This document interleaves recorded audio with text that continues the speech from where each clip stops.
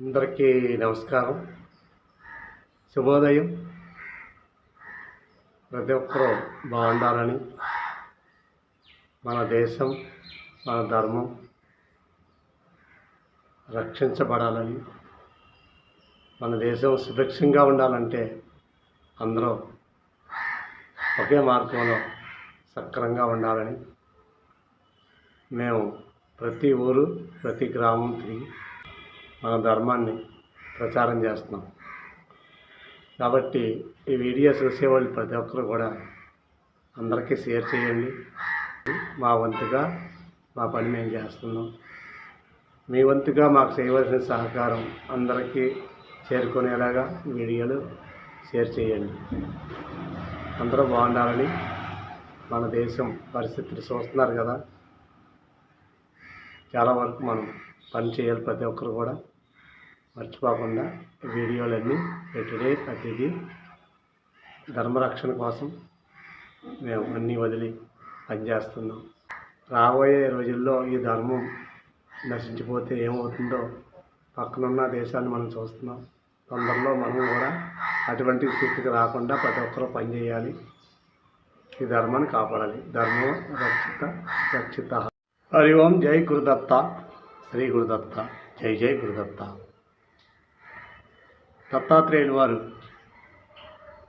అందరికీ శుభాశీస్సులు తెలియజేస్తూ వారి యొక్క స్వరూపం త్రిగుణాత్మకం, అంటే 3 రూపాలుగా ఉంటుందని, త్రిగుణాలకు అతీతులని, త్రిగుణ శక్తి అని,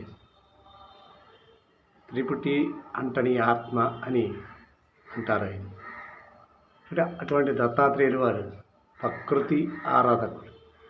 ప్రకృతిని వారు ఎంతో ప్రేమగా, ప్రతి వస్తువుని అంటే ప్రతి జీవరాశిలోని కూడా ఆయన పరమాత్మగా, ప్రతి దాంట్లోనూ నేర్చుకోవాల్సిన అంశం ఎంతో ఉందని, ప్రతి దాన్ని కూడా ఒక గురువుగా భావించిన మహనీయులు దత్తాత్రేయులు వారి.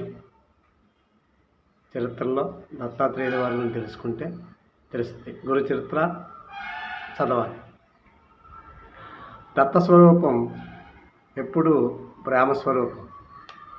కాకపోతే మనం చేరుకోవాలి అనుకునే టయానికి దత్తాత్రేయులు వారు మనకి అందుబాటులోకి రాకుండా దూరంగా ఎందుకుంటారు అంటే, మన దగ్గర ఉన్న అనేక గుణాలతో ఉంటాం మనం. అనేక గుణాలు అంటే ఏంటి? కామ, క్రోధ, లోభ, మదమచ్చర్యం, ఈర్ష, దమ్మం, దర్పం, అసూయ అనే ఈ యొక్క గుణాలతోటి మనం ప్రతిరోజు ప్రతి క్షణం వాటితోనే మనం నడుస్తూ ఉంటాం. ప్రేరేపిస్తూ ఉంటాయి ఆ గుణాలన్నీ కూడా మనం.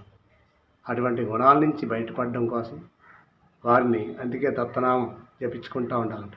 దమ్ దమ్ దత్తాత్రేయాయ నమః అని మనం ప్రతిరోజు లేచిన వెంటనే జపిస్తూ ఉంటే దత్తాత్రేయులు వారు కొంతకాలానికి జపించక ఎక్కువ జపిస్తూ ఉంటే నీ మనస్వాతలమేకి వెళ్ళిపోతే నీవే తానైపోతే నీవే పరబ్రహ్మం అన్నాడు.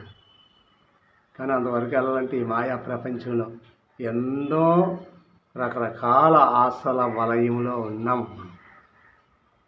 చిక్కుకున్నాం.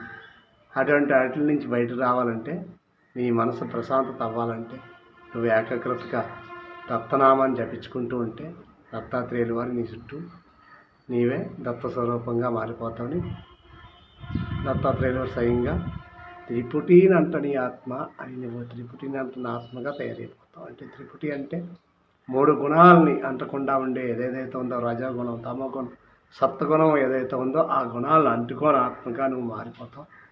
అప్పుడే నువ్వు బ్రహ్మాండమైన స్వరూపంగా, శక్తి స్వరూపంగా, శక్తిశాలిగా, విశ్వశక్తిని అందుకునే శక్తిగా మారిపోతామని శ్రీ దత్తాత్రేయులు వారు మనకి ఎంతో బోధన చేసిన గురు చరిత్రలో మీరే శక్తి స్వరూపం అని చెప్తున్నారు. మీరే శక్తిగా మారండి, మీరే భగవంతుడని భగవద్గీత కూడా చెప్తుంది.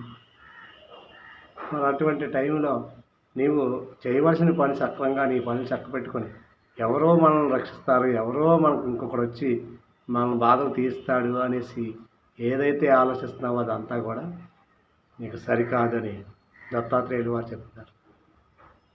నీకు కర్మ వచ్చింది, కర్మ తప్పదు. ఎలాంటి వాళ్ళకైనా సరే కర్మ తప్పదు. కర్మను ఎవరు తీసుకోవాలి? నా కాళ్ళలో ముళ్ళు గుచ్చుకుంది, ముళ్ళు ఎవరు తీయాలి? నేనే తీసుకోవాలి. అలా నాకు వచ్చే కర్మను తీసుకోవాలంటే, కర్మను తగ్గించుకోవాలంటే, కర్మను దాటాలంటే మహర్షులు ఎంతో చెప్పారు. నువ్వు ధ్యానం చేయి, ధ్యానం చేయి, ధ్యానం చేయి, తపస్సు చేయి, తపస్సు చేయి. నీ శక్తినంతటినీ కూడగట్టుకుని నువ్వు ప్రశాంతంగా ఏకాగ్రతగా కూర్చో, నీకు అద్భుతమైన శక్తి వస్తుందని చెప్తున్నారు. మన వంతు సాయంగా మన ధర్మాన్ని రక్షించుకోవడం కోసం ప్రతి ఒక్కరూ పనిచేయాలి. ఎవరైతే ఒకవేళ మన హిందువులు మొత్తం మారుతున్నారు అనుకునే విషయం తెలిస్తే వెంటనే అనేక రకాల సహకారాలతోటి మనం వెళ్ళి వారిని ఆదుకోవాలి. ధర్మానికి ఎవరైతే ఆర్థికంగా ఇబ్బందుల్లో ఉన్నారో వాళ్ళందరినీ మనం వెళ్ళి కాపాడుకోవాలి, మన ధర్మాన్ని రక్షించుకోవాలి. దానికోసమే ముందుండి పనిచేయాలి.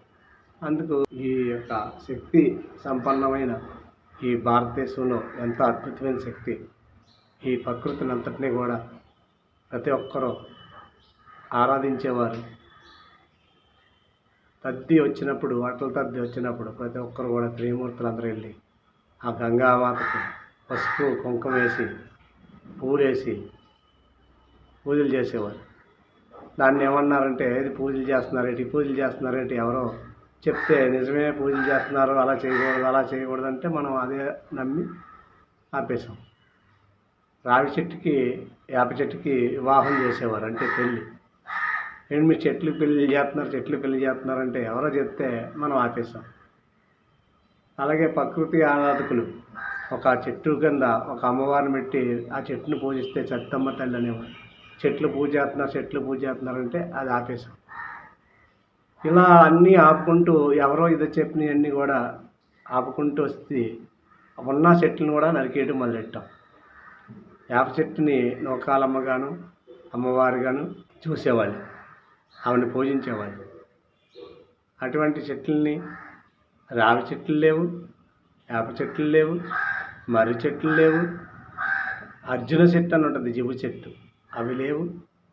రకరకాల మామిడి చెట్లు, అవి పండ్లు కాస్తున్నాయంటే మందులు కొట్టేస్తున్నారు.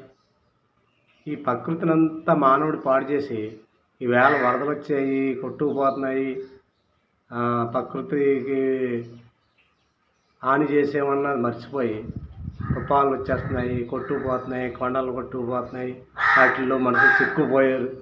ఇవన్నీ మనమే కదా అంటున్నాం.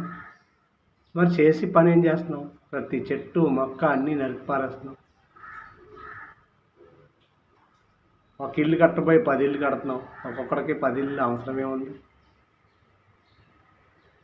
₹1,00,00,000 సరిపోద్ది ఒక వ్యక్తి జీవితం వెళ్ళడానికి. కొన్ని వేల కోట్లు సంపాదించాలనుకుంటున్నాం. దానికోసం ఎన్నో అనార్థాలు చేస్తున్నారు మనిషి. ఒక మనిషికి 10 లక్షలు ఉంటే చాలురా దేవుడా అనుకుంటాడు ఫస్ట్. 10 లక్షలు వచ్చిన తర్వాత కోటి కావాలనుకుంటాడు.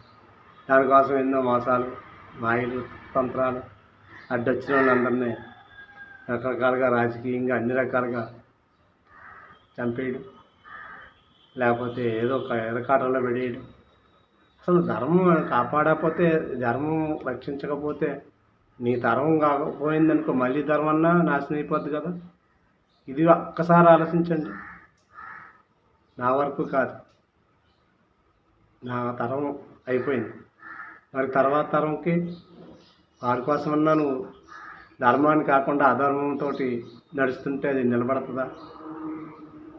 అధర్మం వ్యక్తులు ఈ దేశాన్ని కబలించడం కోసం ఎప్పటి నుంచి ఎన్ని రకాలుగా వస్తున్నారు అవన్నీ మీకు తెలుసు. అందరూ ఈ ధర్మాన్ని నాశనం చేయడానికి ఎన్నో కుట్రలు బండి చేస్తున్నారని తెలుసు. ప్రకృతిని మనం కాపాడలేకపోతున్నాం, పక్కింటోళ్ళు మతం మారుతుంటే కాపాడలేకపోతున్నాం, రకరకాల వాళ్ళందరినీ కూడా మనం రక్షించుకోలేకపోతున్నాం. నీకు టైం లేదంటావు, ఏదన్నా మీటింగ్ పెడితే రమ్మంటే టైం లేదు, ఏదన్నా కార్యక్రమానికి రమ్మంటే రాలేము, ఆర్థిక సాయం చేయలేము, ఎవరికి సాయం చేయం, నువ్వు మాత్రం బాగుండాలి అనుకుంటాం. నేను బాగుండాలి, నాకేదో బాధ వచ్చింది, కష్టం వచ్చింది, దేవుడు నన్ను రక్షించలేదు. దేవుడికి పని ఏంటి? నువ్వు రక్షించవలసింది ఎవరిని? నీ చుట్టుపక్కల వాళ్ళందరినీ కాపాడుకోవాలి కదా, అందరితో ప్రేమగా ఉండాలి కదా, ప్రతి జీవరాశితోటి ప్రేమగా ఉండాలి కదా. అవన్నీ మానేసి దేవుడు రక్షించలే, దేవుడికి ఇంకేం పని లేదు, దేవుడు రక్షిస్తూ ఉంటాడు. కాబట్టి కాకి మాకు వచ్చింది, దానికి ఆహారం వేయాలి. చాలా పక్షులు వస్తాయి, వాటిని అన్నీ ఆహారం వేస్తున్నాం. అలా దయచేసి అందరూ కూడా ప్రతి జీవరాశికి మనకు తోచిన ఆహారం అందియండి. ఆవులకి నీళ్ళు పెట్టండి, ఆవులకి ఆహారం వేయండి. గోమాతను రక్షించుకోవాలి, ప్రతి జీవరాశిని రక్షించుకోవాలి. కాబట్టి ప్రతి ఒక్కరు కూడా ఈ వీడియోని షేర్ చేయండి, భగవంతుని ఆరాధించండి. నేను చెప్పే విషయాలు ఏమన్నా తప్పులు ఏమన్నా ఉంటే కామెంట్లో పెట్టి మీరు ఇలా చెప్తున్నారు, ఇది కరెక్ట్ కాదని కామెంట్ చేయండి. తర్వాత చెప్పేవి వచ్చే వీడియోలు ఏమన్నా ఉంటే వాటిల్లో సరి చేసుకుంటాను. నిజానికి నాకు ఏదైతే అంతా కూడా భగవద్గీత ఏదైతే చెప్తుందో, పురుషత్వ గీత ఏదైతే ఉందో వాటిల్లో చిన్న చిన్న విషయాలు తెలుసుకుని ఈ విషయాలన్నీ చెప్తున్నాను. మీకు ఖాళీ ఉండదు కాబట్టి ఈ వీడియో అన్నా చూసి కొంచెం ధర్మం వైపు కొంచెమైనా ఇటు మలుతారని ఆశతో ఈ వీడియోలు చేస్తున్నాం. పెద్దగా ఈ మోపులు ఏమీ లేవు, ఏదో చిన్న కెమెరా ఉన్న చెల్లతోటి చిన్న చిన్న వీడియోలు చివరిదాకా చూడండి, చూసి అందరినీ కలుపుకుని వెళ్ళండి. హరి ఓం, జై శ్రీరామ్, జై గురుదత్త.